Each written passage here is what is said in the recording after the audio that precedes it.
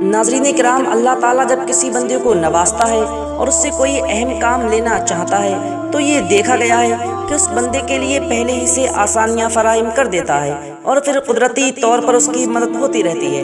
ناظرین کرام، یہی معاملہ اعلیٰ حضرت کی پیدائش سے وفات تک دیکھا جاتا رہا۔ ان کی پیدائش سے وفات تک اللہ رب العزت نے ان کی خصوصی مدد فرمائی۔ اعلیٰ حضرت کی پیدائش سے پہلے ایک نیک شخص نے خواب دیکھا جو اعلیٰ حضرت مولانا احمد رضا خان صاحب فاضل بریلوی کی ذات سے متعلق تھا۔ خواب دیکھنے والے نے اعلیٰ حضرت کے دادا مولانا رضا علی خان صاحب رحمۃ اللہ علیہ کے سامنے اپنا خواب بیان کیا، کیونکہ اس وقت آپ تعبیر گوئی میں بہت مشہور تھے۔ مولانا رضا علی خان صاحب نے خواب کو سن کر فرمایا کہ جب اس کی تعبیر آئے گی تو خود ہم تمہیں بتا دیں گے۔ چنانچہ جب اعلیٰ حضرت پیدا ہوئے تو انہوں نے فرمایا کہ یہ لڑکا اس خواب کی تعبیر ہے، یہ لڑکا خدا نے چاہا تو بڑا زبردست عالم دین بنے گا اور اس سے دین کو بہت زیادہ فائدہ حاصل ہوگا۔ اس تعبیر سے سارے خاندان میں خوشی کی لہر دوڑ گئی، اس لیے کہ پڑھے لکھے دیندار خاندان کے لیے اس سے بڑی بشارت اور خوشخبری کیا ہو سکتی تھی۔ اعلیٰ حضرت کی پرورش بڑے ناز و انعام کے ساتھ ہوئی۔ اعلیٰ حضرت کے والد ماجد مولانا نقی علی خان صاحب رحمۃ اللہ علیہ سعد گاؤں کے زمیندار تھے۔ ناظرین کرام، اعلیٰ حضرت بچپن میں کبھی بھی بچوں کے ساتھ نہ کھیلے۔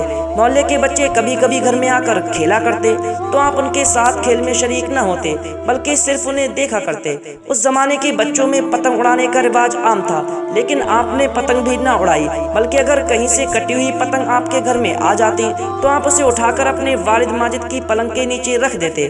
جب آپ کے والد ماجد گھر میں آتے تو دریافت کرتے کہ میرے پلنگ کے نیچے پتنگ کس نے رکھی ہے تو عرض کیا جاتا امن میاں نے۔ ناظرین، امن میاں اعلیٰ حضرت کے بچپن کا نام ہے۔ جب یہ جواب سنتے تو اعلیٰ حضرت کے والد ماجد فرماتے کہ انہوں نے پتنگ خود کیوں نہ اڑائی تو لوگ کہا کرتے کیونکہ انہیں اللہ تعالیٰ نے کھیل کود کے لیے پیدا نہیں کیا ہے۔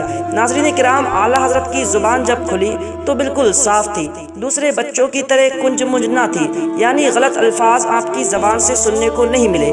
ایک مرتبہ جب آپ قرآن پاک ناظرہ کرتے تھے تو ایک دن آپ کے سبق میں عجیب ماجرا ہوا۔ استاد نے ایک جگہ کچھ اعراب بتایا، آپ نے استاد کے بتانے کے خلاف پڑھا، انہوں نے دوبارہ سخت آواز سے بتایا، آپ نے پھر بھی وہی پڑھا جو پہلے پڑھ رہے تھے۔ آپ کے والد ماجد جو قریب ہی کمرے میں بیٹھے ہوئے تھے، انہوں نے سپارہ منگا کر دیکھا تو سپارے میں استاد کے بتانے کے موافق تھا، یعنی جیسا استاد نے بتایا تھا ویسا ہی لکھا ہوا تھا۔ اس لیے کہ آپ بھی وہاں کتابت کی غلطی محسوس کر رہے تھے، آپ نے قرآن پاک منگایا۔ اعلیٰ حضرت کے والد ماجد نے دیکھا کہ اس میں وہی لکھا ہوا ہے جو اعلیٰ حضرت بار بار پڑھ رہے تھے۔ آپ نے اعلیٰ حضرت سے دریافت کیا کہ تمہیں جو استاد بتا رہے تھے وہی تمہارے سپارے میں بھی لکھا ہوا ہے، تو تم نے استاد کے بتانے کے بعد بھی کیوں نہیں پڑھا؟ اعلیٰ حضرت نے عرض کیا کہ میں نے ارادہ تو کیا کہ اپنے استاد کے بتانے کے موافق ہی پڑھوں، مگر میری زبان سے بار بار یہی الفاظ ادا ہو رہے تھے۔ یہ دیکھ کر اعلیٰ حضرت کے والد ماجد کو بہت خوشی ہوئی کہ اللہ تعالیٰ کا اس بچے پر خاص فضل ہے۔ ناظرین کرام، ایک روز صبح کے وقت جب بچے مکتب میں پڑھ رہے تھے، ان میں اعلیٰ حضرت بھی شامل تھے، ایک بچے نے استاد کو جاتے وقت السلام علیکم کہا۔ استاد صاحب نے جواب میں کہا جیتے رہو۔ آپ نے فوراً استاد صاحب سے عرض کی کہ یہ تو جواب نہ ہوا۔ انہوں نے پوچھا کہ پھر اس کا جواب کیا ہے تو اعلیٰ حضرت نے عرض کیا کہ اس کا جواب وعلیکم السلام ہے۔ اس پر استاد بہت خوش ہوئے اور اعلیٰ حضرت کو دعائیں دی۔ ناظرین کرام، چھوٹی چھوٹی سی غلطی پر آپ بچپن میں بلا تکلف بول دیا کرتے تھے، ایسا معلوم ہوتا تھا کہ غلطی کی تصحیح قدرت ہی نے ان کی عادتیں ثانیہ بنا دی تھی، کیونکہ آگے چل کر اللہ رب العزت کو ان سے یہی کام لینا تھا۔ ناظرین کرام، اعلیٰ حضرت کا دور تعلیم بھی عجیب و غریب واقعات کا مجموعہ ہے۔ ناظرین کرام، اعلیٰ حضرت نے صرف 14 سال کی عمر میں ہی فضیلت کی دستار حاصل کر لی تھی۔ ناظرین کرام، یہ بھی بتاتے چلیں کہ اعلیٰ حضرت غریبوں اور یتیموں سے بہت زیادہ محبت کیا کرتے تھے۔ ایک مرتبہ ایک بچہ اعلیٰ حضرت کی خدمت میں حاضر ہوا اور بڑی بے تکلفی سے آپ سے کہنے لگا کہ میری ماں نے آپ کی دعوت کی ہے، کل صبح بلایا ہے۔ اعلیٰ حضرت نے اس بچے کی بے تکلف مزاحن دریافت کیا کہ دعوت میں کیا کھلاؤ گے؟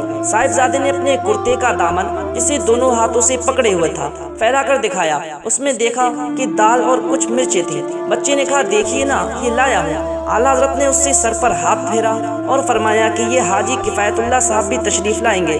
بچے نے جا کر اپنی ماں سے پوچھا اور ان کو ساتھ میں لانے کی اجازت دے دی۔ دوسرے دن وقت مقررہ پر اعلیٰ حضرت نے حاجی کفایت اللہ صاحب سے فرمایا چلیے۔ انہوں نے عرض کیا حضور کہاں؟ آپ نے فرمایا صاحبزادے کے یہاں۔ جو کل دعوت کو کہہ گیا تھا۔ آپ کو ان کے مکان کا پتہ تو معلوم ہی ہوگا۔ حاجی صاحب نے عرض کی ہاں حضور، ان کے مکان محلہ ملک پور میں ہے۔ ناظرین کرام، پھر اعلیٰ حضرت اور حاجی کفایت اللہ صاحب اس صاحبزادے کے گھر کی طرف روانہ ہوئے۔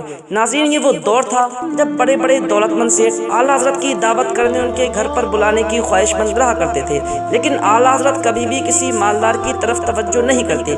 لیکن یہ اعلیٰ حضرت کی غریبوں سے محبت تھی کہ آپ ایک غریب لڑکے کے گھر پر مہمان بننے کے لیے تیار ہو گئے، کیونکہ یہ ہمارے پیارے آقا حضور صلی اللہ علیہ وسلم کی پیاری سنت ہے کہ ہمارے آقا غریبوں اور یتیموں سے محبت کیا کرتے تھے، اور اعلیٰ حضرت ہمیشہ اپنی ساری زندگی حضور صلی اللہ علیہ وسلم کی سنتوں پر عمل کرتے رہے۔ ناظرین کرام، جب اعلیٰ حضرت اس صاحبزادے کے مکان پر پہنچے تو وہ دروازے پر کھڑا اعلیٰ حضرت کا انتظار کر رہا تھا۔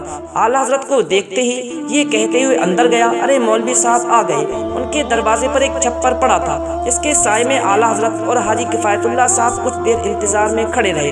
اس کے بعد لڑکا ایک بوسیدہ سی چٹائی لایا اور ڈھلیا میں باجرے کی گرم گرم روٹیاں لایا، اور مٹی کی پیالی میں دال تھی، اس میں مرچوں کے ٹکڑے ٹوٹے ہوئے پڑے تھے۔ پھر اس لڑکے نے کھانا کھانے کو کہا۔ آپ نے فرمایا کہ ہاتھ دھونے کے لیے پہلے پانی تو لائیے۔ وہ بچہ پانی اندر سے لے کر آیا۔ آپ نے اس بچے سے پہلا سوال یہ کیا کہ آپ کے والد کہاں ہیں اور کیا کام کرتے ہیں؟ پردے کی آڑ میں اس صاحبزادے کی ماں نے عرض کیا کہ میرے شوہر کا انتقال ہو گیا ہے، اور وہ پہلے بگل بجایا کرتے تھے، لیکن انہوں نے بعد میں توبہ کر لی تھی، اور اب تو کمانے والا صرف یہی لڑکا ہے جو مزدوری کرتا ہے۔ اعلیٰ حضرت نے خدا کا شکر ادا کیا اور ان لوگوں کے لیے دعائے خیر و برکت کی۔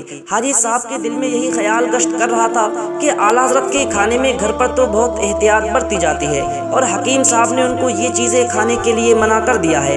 آپ چپاتی کے بجائے سوجی کا بسکٹ تناول فرماتے ہیں، لیکن آج تو یہ باجرے کی روٹی اور دال کھانا پڑی۔ حاجی کفایت اللہ صاحب کھانے کے وقت انہی سب باتوں کی فکر کر رہے تھے، لیکن اعلیٰ حضرت میزبان کا دل رکھنے کے لیے پوری توجہ سے کھانا کھا رہے تھے، یہاں تک کہ آپ نے وہاں خوب شکم سے رو کر کھانا کھایا۔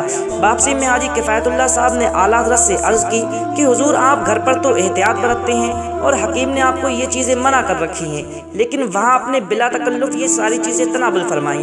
حاجی صاحب کی بات سن کر اعلیٰ حضرت نے فرمایا کہ اگر ایسی پرخلوص دعوت ہوا کرے تو میں روز ایسی چیزیں کھایا کروں، کیونکہ میرے آقا حضور صلی اللہ علیہ وسلم ہمیشہ غریبوں اور یتیموں سے محبت کیا کرتے تھے، اور میں نے اس لیے اس بچے کے گھر شکم سے رو کر کھانا کھایا کہ کہیں ان کی دل شکنی نہ ہو اور وہ کہیں یہ نہ سمجھیں کہ مولوی صاحب کو ہماری دعوت پسند نہیں آئی۔ ناظرین، یہ اعلیٰ حضرت رضی اللہ عنہ کی شان مبارکہ تھی کہ آپ ہمیشہ غریبوں اور یتیموں سے محبت کرتے تھے، اور آپ ایک سچے عاشق رسول تھے اور دین کے رہنما تھے، اور آج بھی آپ اپنے چاہنے والوں کی روحانی طور پر رہنمائی فرما رہے ہیں۔ ناظرین، اپنی اس ویڈیو کا آج ہم یہیں پر اختتام کرتے ہیں۔ آپ سے گزارش ہے کہ اس ویڈیو کو زیادہ سے زیادہ شیئر کریں اور ثواب کے مستحق بنیں۔ السلام علیکم ورحمۃ اللہ۔